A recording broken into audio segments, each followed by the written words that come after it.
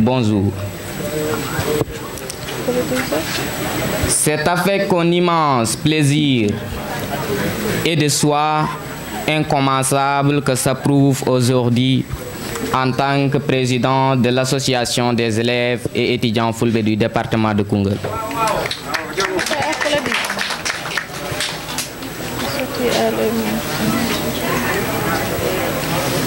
Pour prononcer mon allocation envers vous,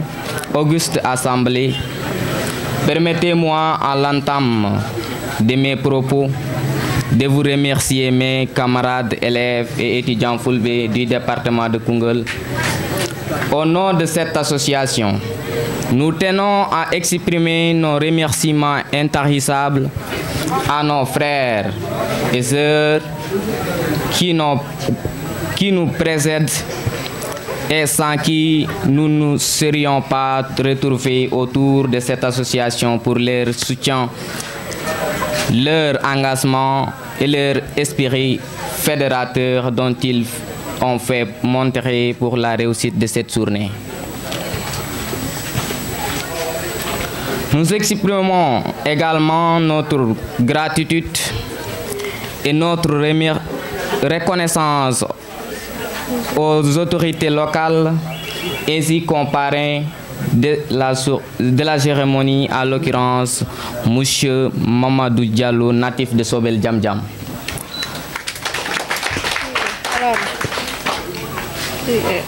Qui est à la fois un homme politique et très engagé pour la cause du Pulagou, et à toutes les personnes qui ont de près ou de loin ne ménagent aucun effort pour que cet événement réussisse et soit digne de son nom. Je profite de l'occasion pour lancer un appel solennel à l'endroit de mes camarades de conjuguer toutes nos forces pour une réussite totale dans nos études. Chers camarades, n'oubliez pas, aujourd'hui, nous sommes à l'ère où seule la compétence, l'excellence fait la différence, servent à départager les concurrents.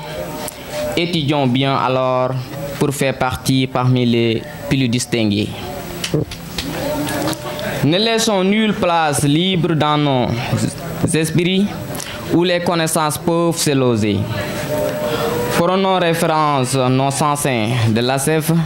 qui aujourd'hui sont des personnes très utiles pour la nation sénégalaise,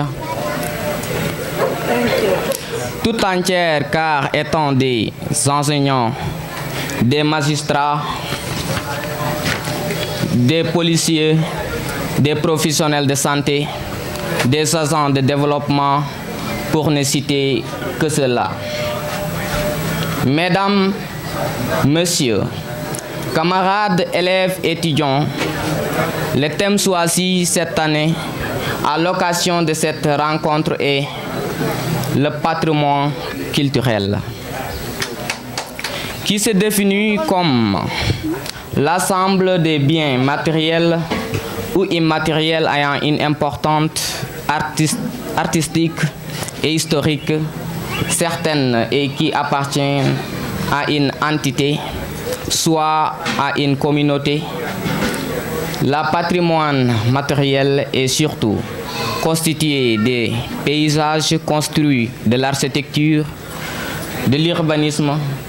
et de l'aménagement de l'espace agricole ou forestier,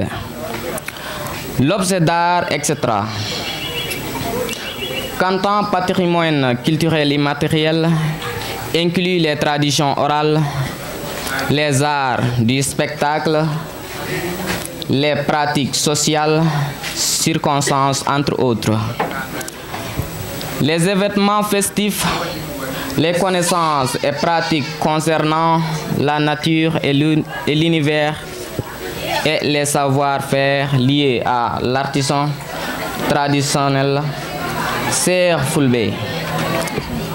Conserver alors nos valeurs culturelles, même l'ouverture à d'autres horizons nous est utile. Pour reprendre le président Léopold Sédar Senghor, qui prouvait l'enracinement, ensuite l'ouverture. Armons-nous les termes suivants. Min komi pulo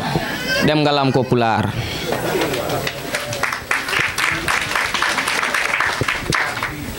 Car, comme vous le savez, le langage reste le premier vecteur d'une ethnie. Ne soyons pas complexés.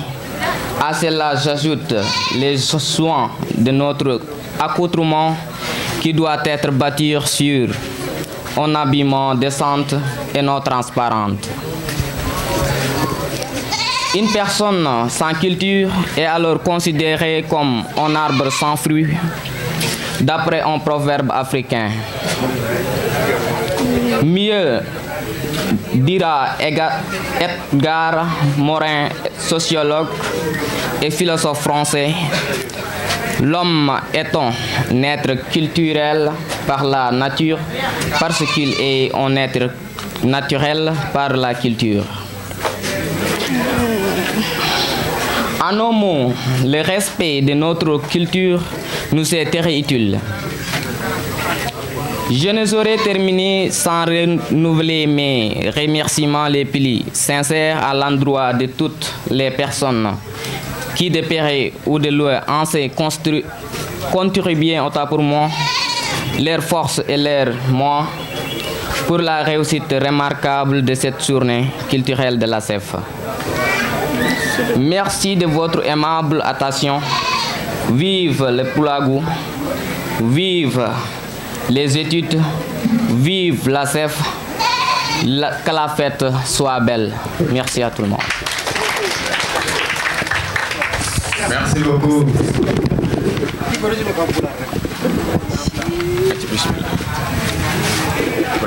Voilà, on calminama bandiraɓe e sehilaaɓe onon fof foti peɗo et inde association des élèves et étudiants fulɓe du département de Koungheul et président ndeɗo fedde. Avant tout miɗen jetta kala neɗɗo garɗo ɗo ha joni e nder yettugol e miɗen hen gardina monsieur Mamadou Diallo, jiyaɗo Sobel Jam Jam mo ganduɗa ko politicien mawɗo ɗo e nder département mo Koungheul, même au niveau national. Journée o hikka mbannoɗen choisir ko ten patrimoine culturel comme thème. Si en mbi patrimoine culturel, ɓerɗe men koota he kala ko wonno ɓornogal meɗen hanki, he valeur aji ɗi joguinoɗen, he hoko ɗum ɗon wawi en addan comme ɓantare. Mi woɗɗoyta hen saabu conférence dewɗo o ɗo ɓe kaali hen no fotiri ni. En tout cas, oɗon beltane onon fof, chère assistance. Merci à toutes et à tous.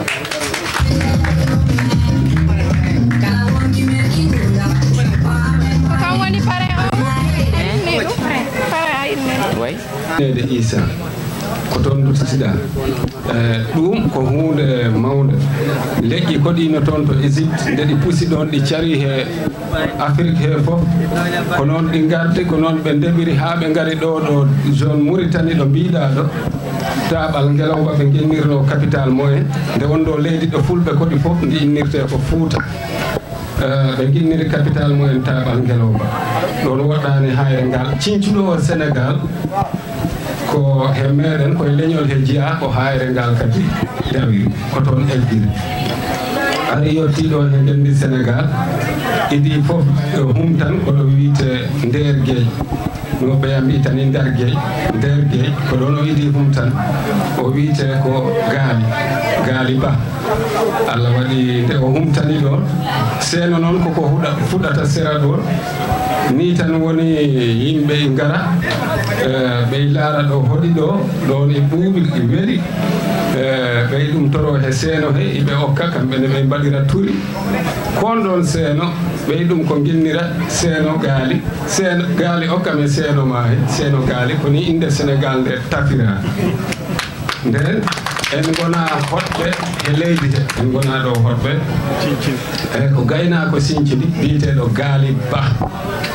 iwi ko hayre ngal ɗum noon hayre ngal paamon e Afrique l'Ouest o fof tawi ala frontiére fof ko leydi gotiri wonɗo tekkuɗo ardino ɗum on lamɗo tekkuɗo dañcuno e joom suudu mum biteɗo Badio Manga ɓiɓɓe nayo soy e wune rubba e boɗewal soy e wune rubba e boɗewal ɗiɗo hen kala goni denɗiraɓe hankkadi jaam ari hakkude mumen denɗiragal ari koye jiiɗuɓe yumma e baba a haali he leñol he ko mawni mi rutitta ko hen kono tan pour jaggen ko kalɗa hen ko ɗum fof ko ɗum maɗu kala jagguɗo hen nangtiɗo hen majjata leñol ngol ɓe peera hefore ɗin comme no mbiɗa ni ko diina asaman wonɗo mboɓe guidi reɓire Allah on diina Allah waɗiɓe hen ha diina Muhammad o ari diina islam nde diina islam ari diina l'islam yoni en diina kono ɗum ɗa wonti jikkuji hemen min penata min kulata bona Allah min toñata min kujjata min jamfata ko min taƴata enɗam ko daña kala koko renda yo jam ñallu ha ɗo cinciñƴima kaɗo yi an Allah gueno Badio ko renda ka tagore mum yew no mbiɗani ko noon si tawi neɗɗo fenata wujjata toñata jinata taƴata enɗam te kala ko dañi rendata e ɓandum est ce que on wona julɗo ɗum ko l'islam ɓeti ɗum yamir jonon hande o si a tawi to baalel iɗowa est ce que wona ka tan ɗo ɓinguel jo ko ɓuuri heew to jiiɗa hunde wujja kala junngo pullo e nder wadde ɓe memti harameji ɗi ɓe memti ɗon eɗen mooli Allah yo Allah rewtu dudal e dow jiiba e ɗum hawni ha ɓurti ko jiɗɗa kon e ɗum wasiyaji ɗi jiɗɗa ɗi yo en jaggu e jinnaɓe he jinnaɗo yiɗi ɓiyum e gonanɗoma he demal mayde wima si ɓuural ari ƴeftu si mayde ari mi ƴetta on si on kaɓi hen ko tooñi ko an ɓiɗɗo o tooñi gueɗe jeenayyi a faami ko ɗum sifoto hoddiɓe aduna te ɗum hen jiya tato adiɓe ɓe si jiɗima yiɗɓe haysi ɓe gañcima yiɗɓe woni jinnaɗo ma e lamɗo mo gonduɗa e dongre autorité kañum he ceerno janguinɗoma lawol l'islam andirma Allah ma gandal nafat ɓeydoto ustotako ko noonne kadi hoddiɓe tatoɓe woni koddijo ma joom suudu ma mbo gollanatɗoma haɗa yoɓa ɓenne si ɓe jiɗima yiɗɓe kono si ɓe gañcima an cum hoddiɓe tato sakkitiɓe ɓe ko naafiki he gujjo he penowo ɓen ɓe jiɗma yo ɓe gañma añɓe saabu ƴeew gilli hakkudema e mumen feeranma joftinan bone walla si a dumbodi hen e goto ha ƴefti buuɗel mum ɗo suuɗi ma lamdoyengel ɗo feeñi e mboolo nden ɓeɗo jeenayo ko hottiɓe aduna nangtoɗen hen tinnoɗen hen kalɗa ɗo koye waɗi fayida no fewi conférence o tonggui ko yiɗano ko haale fof e leñol he gandenne kadi ɗum ɗo ko ɗum dongal manggal joguiɗo gandal yo janggin ko wiya ko yo ne ononne kadi o joguima sas mawɗo tinnoɗon he leñol he tinnoɗen kadi dental ngal famɗani mawninen ngal mawnuɗen ngal ko ngal joguiɗen ko hen won jiitotoɗen ellaji men ko hen ɓamtotoɗen nden on jarama min ruttat El Hadji Ibrahima Ba Kongo sabunde conférence o ala ko acci e pulago nden noon min ɗon ko ɓeydanmi ala ɗon won noon ko mbasiytomi mi wasiyo ɗum hoore am mi wasiyo ɗum bandamen hen noon onon ɓikkoñam miñirakoñam baɗirakoñam hanki hecciyanki dey tawi heɗen gulñi sabunte hanki hecciyanki sa ari kungel jamanu min gonta ɗo tawi yiide ɗo elew pullo weeɓani walla janggowo pullo weeɓani yettere Allah han machallah nden noon mbasitomi on tan mbasitomi hoore am